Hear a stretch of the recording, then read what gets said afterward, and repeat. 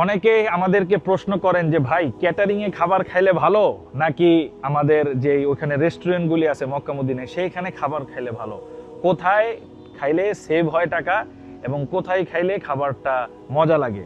দেখেন এটা আপেক্ষিক বিষয়। সো আপনি যদি ক্যাটারিং এ খাবার খান, সো ক্যাটারিং এ খাবার খাইলে কিন্তু ডেফিনেটলি আপনার এটা সেভিংস এবং এনাফ পরিমাণ খাবার থাকে, আপনার খাবার শর্ট হয় না। কিন্তু এখানে ডিসঅ্যাডভান্টেজ হচ্ছে আপনি অনেক খাবার চুজ করতে পারতেছেন না, অর্থাৎ তাদের যে মেনু সেটাই আপনার ফলো করতে হচ্ছে। অপরদিকে আপনি যদি বাইরে খান, যে কোনো রেস্টুরেন্টে খান, তাহলে আপনি যে কোনো খাবার এক্সপ্লোর করতে পারতেছেন। কখনো বাংলাদেশি খাবেন, কখনো আরাবিয়ান খাবেন, অথবা কখনো মাছ দিয়ে খাবেন, অথবা কখনো গোস্ত দিয়ে খাবেন, ইটস আপ টু ইউ। তবে ডিসঅ্যাডভান্টেজ যেটা আমি মনে করি, কারণ স্বাভাবিক সবাই একটা বাজেটকে মাথায় নিয়ে যায় যে খাবারের জন্য এরকম একটা বাজেট, বাইরে খাইলে কিন্তু আপনার বাজেটটা অনেক চলে যাবে। সো এই ক্ষেত্রে আপনাদের এই জিনিসটা বুঝতে হবে। সেখানে অনেক বাংলাদেশি খাবার আছে, অনেক পাকিস্তানি খাবার আছে, আরাবিয়ান ফুড আছে, আপনি চাইলে টেস্ট করতে পারেন। কিন্তু যখন আপনি হজ উমরাতে যাবেন আর তখন কিন্তু ওই নামাজ টামাজ পরে অনেক দূর হেঁটে অনেক লাইন ধরে রেস্টুরেন্টে বসে খাওয়ার মতো এনার্জি অনেক সময় থাকে না। তো যাদের এরকম বৃদ্ধ লোক থাকবে, বাবা মা থাকবে, খাবারটা ইনস্ট্যান্ট দরকার, তারা ক্যাটারিং এ খাবার নিলেন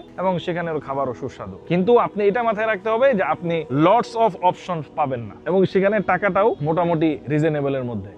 আর যদি রেস্টুরেন্টে খান তাহলে সেখানে অনেক টাকা ব্যয় হবে, কিন্তু আপনি আপনার মন মতন খেতে পারবেন। সো এটার কোনো সরাসরি উত্তর নাই যে ক্যাটারিংই ভালো অথবা রেস্টুরেন্টই ভালো।